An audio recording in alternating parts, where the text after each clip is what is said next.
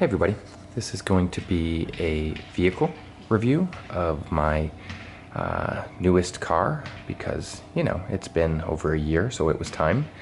I actually missed reviewing my last car. I bought a 2018 Jeep Wrangler, which I had for just over a year. Never got around to doing a review on it. It was good, it was fun, but basically the steering was the worst steering of any vehicle I've ever had in my entire life. And I just felt like I was going to die in that thing. So it was, you know, time to get a new vehicle.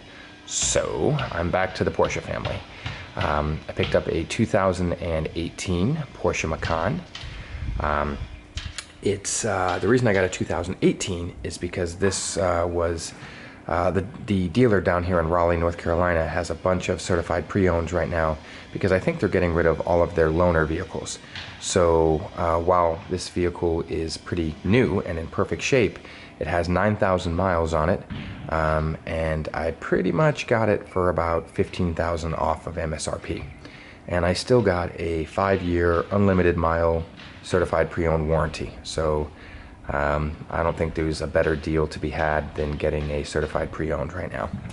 So this is a base Porsche Macan with pretty much only one option. It's got the Premium Plus package, which in and of itself has like 10 little sub options, and I'll try to point them out as we go through.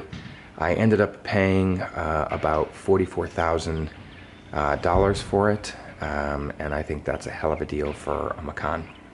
The only option I think I would have gotten had I had the choice was I think I would have gotten the larger wheels.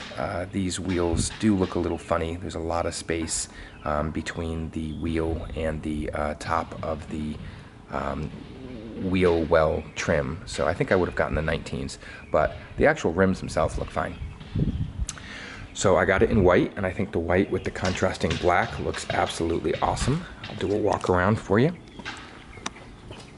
Excuse all the noise. Again, they're building in my neighborhood, so I think it looks great in front. I actually like the design from this model year more so than I like the 2020s. They've changed a few things that I just don't like as much. I like the dark tint in the back windows. And I actually like the rear end of this model better with the light bar that doesn't go all the way across the back. So, of course, my other car in the garage is still a Porsche Cayenne. This is a 2014 model that my wife drives. And yeah, so this is my new vehicle. I definitely would not call it fast. I'd say it's quick, and I'd say it's very quick for a crossover vehicle in this segment, but I wouldn't say it's like Porsche fast. It's got a 4-liter two-cylinder 4-liter turbocharged engine, and it's plenty quick enough for this type of vehicle. It's as quick as you need to go. And this is one of those cars where you look down at the steering wheel and you're like, whoa, boy, I'm going a little faster than I thought I was. So the speed is a little deceptive on this thing. So I got the agate gray interior, which kind of doesn't look much different than black if we're being completely honest. It still looks like the fighter cockpit of a jet engine on the inside. Really happy with the interior, and of course having the Premium Plus package I get the 14-way seats and the memory package. The back is plenty large enough. This is my driving position. Actually, this is a little bit less than my driving position because I've got the comfort access. So this seat is going to go forward another couple of inches. So as far as driving position goes, this is pretty good legroom. It's got the panoramic sunroof.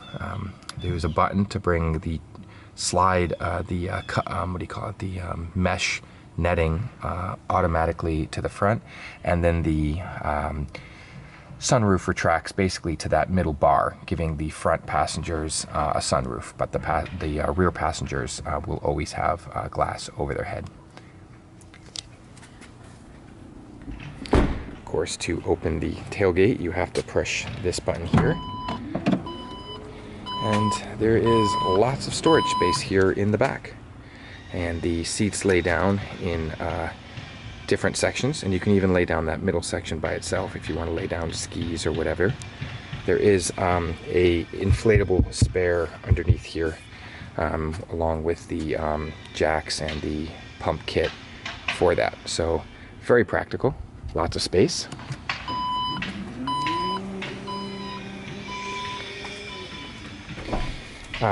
Inside, typical Porsche cockpit. You've got your 3 gauges there, and even though you don't have Sport Chrono, you still get the clock in this model. I get all of the dual zone climate. This one also has heated and cooled seats, which I'm actually looking forward to trying out the cooled seats once it becomes summer down here in Raleigh, because yeah, sweaty back isn't fun for anybody. Standard trim, it looks like. Up top here, we've got all your lights and home link buttons.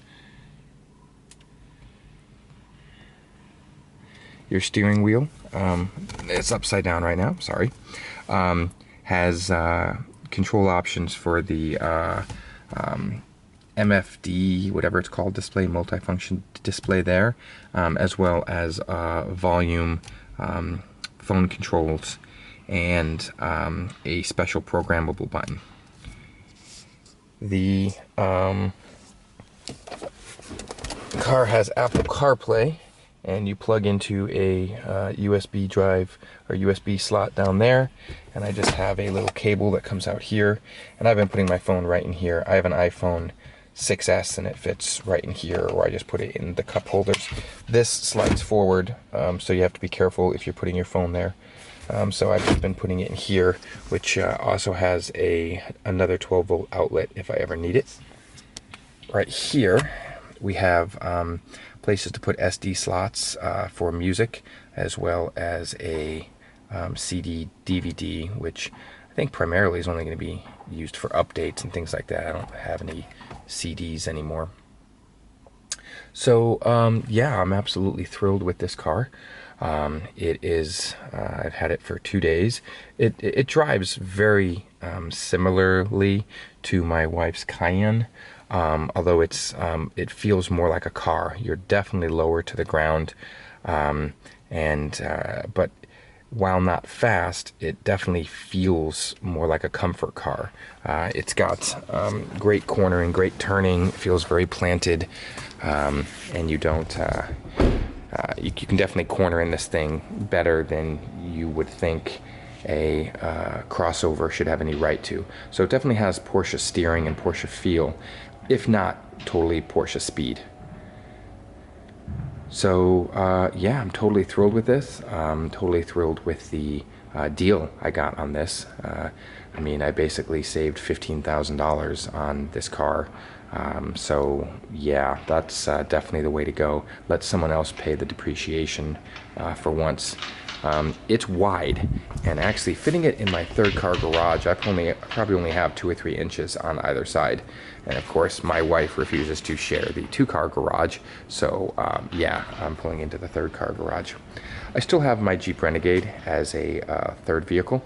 Right now, my son is almost getting to that age where he's going to have his license, so eventually that'll be his car. And yeah, I'm totally happy with this purchase, no regrets, and I would buy this vehicle again in a heartbeat. So if anyone has any questions, feel free to let me know. Oh, I am getting a front and rear Blackview dash cam installed in about a week. I've already ordered it. I don't have any vehicles that don't have dash cams on them. I think it's too crazy out there on the road to not have dash cams. So that's getting installed. The Bose sound system that comes as part of the packages I got also sounds great. I don't think there's any reason to touch it or need to improve it in any way. So anyway, that's my review, and I hope this helps anyone who's looking at the 2018 Macan.